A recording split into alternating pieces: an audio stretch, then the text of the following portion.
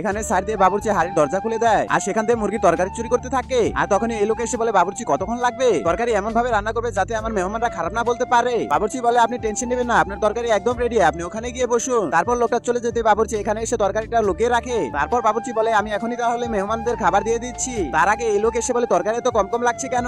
বাবুর্চি বলে, যতটুকু মুরগি এনেছেন ততটুকুই তো রান্না করেছি, আপনি চিন্তা করবেন না, এতটুকু দিয়ে মেহমানদের খাবার হয়ে যাবে। আর তখনই এই লোক এসে বলে, ভাই কোনো সমস্যা? এই লোক বলে, ভাই 14 কেজি মাংস এনেছে, এবার তুমি দেখো। তখন এই লোক দেখে বলে, সত্যি তো তরকারি কম কম লাগছে। আর তখনই বাবুর্চি বলে, এটা তো 40 কেজি মাংস তরকারির হাড়ি, সেখানে 14 কেজি মাংস দিলে তো একটু কম লাগবে। তখন এই লোকটা বলে, হ্যাঁ এটা ঠিক বলেছে, আপনি মেহমানদের যে খাওয়ান। তারপর বাবুর্চি হাড়িটা নিয়ে মেহমানদের কাছে আসে আর একে একে সবাইকে খাবার বেড়ে দিতে থাকে। আর বাড়া শেষ হয়ে গেলে বলে, আমি এখনই আসতেছি। আর এই লোকটা খেয়াল করে দেখে মাঝখান থেকে হাড়ি কাটা। তারপর লোকটা সবকিছু বুঝতে পারে, তোমরা খাও, আমি এখনই আসতেছি। এদিকে বাবুর্চি খাবার সরানোর সময় এই লোক পিছন দিয়ে ডাক দেয়, বলে, এসো খাবার খেয়ে যাও। আর তখনই বাবুর্চি এখানে এসে খাবার খেতে শুরু করে আর তাড়াতাড়ি করে খাবার শেষ করে লুকানো তরকারির কাছে আসে আর ঢাকনা খুলে দেখে ভিতরে মাটি। তখনই এই লোক এসে বলে, বাহ, পেছন দিক দিয়ে হাড়িটা তো ভালোই দরজা কেটেছো। আর এটা শুনে বাবুর্চি তখনই দৌড়ে পালিয়ে যায়।